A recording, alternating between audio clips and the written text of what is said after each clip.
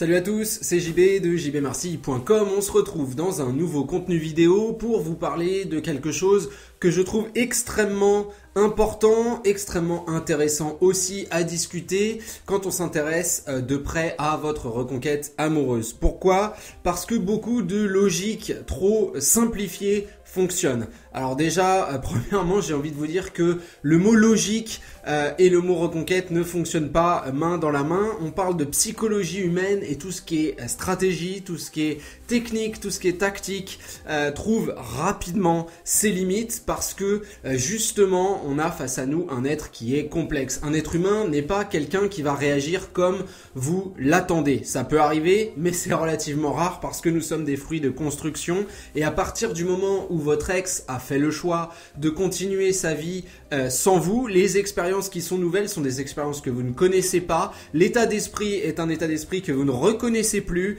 On a donc un nouveau réceptacle avec de nouvelles expériences et c'est pas étonnant finalement que votre ex puisse prendre le contre-pied total de ce à quoi vous vous attendez. Beaucoup dans votre environnement, on parle de silence radio, le fameux silence radio dont j'aimerais remettre absolument la logique en cause, tout simplement pour vous apporter des éléments de réflexion. Et puis pour vous dire justement qu'il faut peut-être pousser un petit peu les choses et pas s'arrêter à tout ce qui semble évident, à ces super stratégies magiques de la mort qui tue, qui vous emmènent droit dans le mur. Y a une logique toute simple dans le silence radio, quelle est-elle ? C'est de se dire ok, aujourd'hui la personne part, je lui laisse de la distance pour qu'elle fasse ses expériences, j'en ferai dans le même temps, cela va créer du manque, puisque je ne vais pas donner de nouvelles. On passe d'une logique où on a passé énormément de temps ensemble à celui d'une absence totale. Donc évidemment, qui dit changement, bouleversement, dit intérêt. Et à partir de là, la personne va me recontacter parce que justement le manque va se créer, parce que justement il y aura une véritable volonté de savoir pourquoi est-ce qu'on ne lui court pas après. Alors vous allez me dire, dans les faits ça paraît beau, c'est presque bien construit. J'ai envie de vous dire c'est trop bien construit, c'est trop évasif, c'est peu intelligent. Pourquoi ? Parce que cette logique-là, cette visée-là, si elle est compréhensible, et si parfois ça arrive, évidemment, on ne peut jamais contrôler son ex, on ne peut jamais contrôler ses réflexes. Des gens m'ont déjà dit, et c'est normal, voilà, moi j'ai pas donné de nouvelles, la personne est revenue au contact. Bien sûr que ça arrive, maintenant si vous attendez ça, comme le jour de Noël pour ouvrir votre cadeau, vous risquez aussi d'être déçu. Pourquoi ? Pour plein de paramètres. Aujourd'hui, j'aimerais simplement en mettre un en exergue, un seul, et qui est une toute petite fraction finalement des remises en cause de ce silence radio, de cette idée attentiste qui est complètement ridicule. Attention, quand je parle de remettre le silence radio en question, je parle vraiment de cette logique d'attendre et de se dire l'autre va revenir en frappant à ma porte avec des fleurs et un panier de chocolat. La distance dans le contact est quelque chose de nécessaire, mais à mes yeux, c'est quelque chose qu'on peut vraiment remettre en cause via la légèreté, via une communication qui déporte son focus de l'interaction amoureuse, de la pression, de la douleur, de la tristesse vers quelque chose de beaucoup plus matériel, de beaucoup plus simple finalement, qui est l'envie de faire sourire l'autre. Mais revenons sur ce simple oubli, cette petite chose, ce petit critère qui peut complètement changer la face de votre reconquête amoureuse. Et pourquoi est-ce que je le connais aussi bien ce critère ? Parce que c'est tout simplement quelque chose qui m'a été expliqué par la personne qui à l'époque m'avait laissé de côté. Cette petite chose, cette toute petite chose, ça s'appelle la culpabilité. Et la culpabilité, vous allez me dire, mais elle est prise en compte dans cette logique de silence radio. Voyons, la personne se sent coupable, elle va revenir vers moi. Très clairement, je pense qu'il y a un vrai problème d'analyse, une vraie faiblesse d'analyse vis-à-vis de ce qu'est la culpabilité. Je pense que se dire que parce que je me sens coupable, je vais aller m'excuser auprès des gens, je vais aller avouer mes bêtises, je vais faire un monde honorable, je vais m'aplatir et je vais jeter mon ego à la poubelle, c'est mal comprendre ce que c'est que la culpabilité. Je veux dire très clairement, le mec qui se fait gauler, on a son ADN, on a l'arme du crime, le mec on l'a en vidéo, il est dans le poste de police, on lui demande d'avouer, jusqu'à la fin il va dire non, il va passer au tribunal, il va dire que c'est pas lui, il va voir la famille des victimes, il va pas s'excuser. Très rares sont les cas où la personne va finalement dire ouais bon d'accord c'était moi, si sous la torture quoi, si vous voulez, sous la contrainte, mais il y aura toujours des gens qui vont garder ces choses-là et qui vont vous dire ah non non non non, parce que si on avoue sa culpabilité, si on la démontre, eh bien, on est complètement ouvert. Il n'y a plus personne pour croire à notre première théorie, même plus nous. Donc on s'abandonne complètement.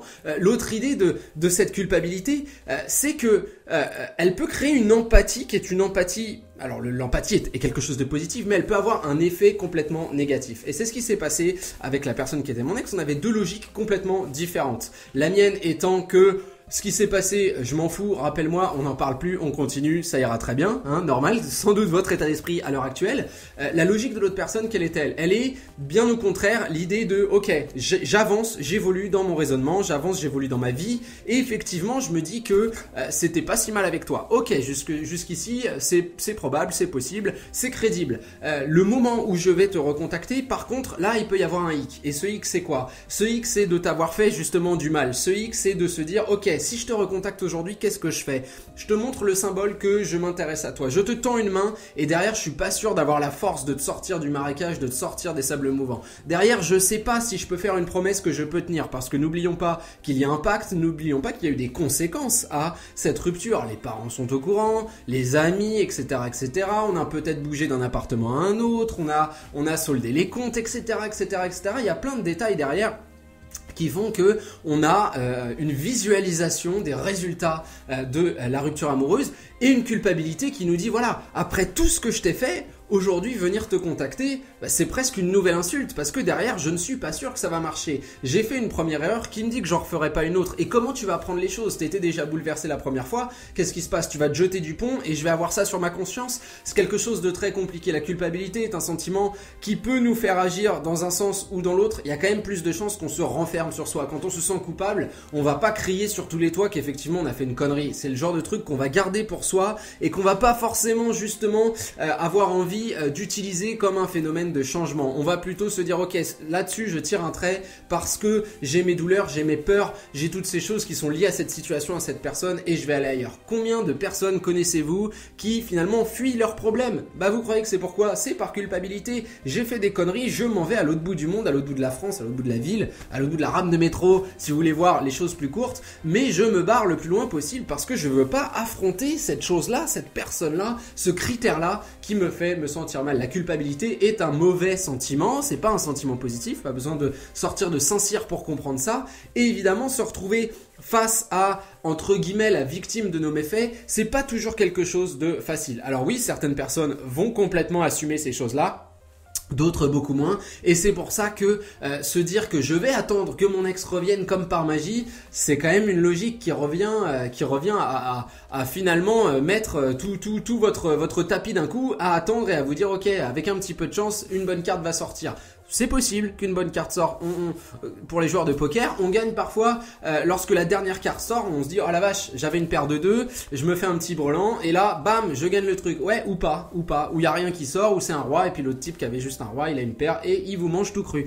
L'idée, elle est là quoi. L'idée c'est que dans mon travail, on limite aussi le risque évidemment et on essaye de travailler de manière intelligente en se disant que l'inaction et l'attente sont des dangers pour vous. Et aujourd'hui, je vous le dis, l'inaction et l'attente sont des dangers pour vous. Si votre ex est dans la culpabilité, si c'est le sentiment prédominant, il ou elle ne vous recontactera pas et on se retrouve avec deux personnes qui finalement ont un désir qui pourrait être commun parce qu'on a une nostalgie, parce qu'on a sans doute envie d'être encore ensemble, mais une volonté qu'on ne peut pas exprimer par peur de faire mal à l'autre. Alors si vous faites votre boudin dans votre coin, eh ben on va bien galérer pour se retrouver et on va passer à côté d'un bonheur qui pourtant aurait été possible. Donc voilà, réfléchissez bien là-dessus. Le silence radio, personnellement, je n'y crois pas.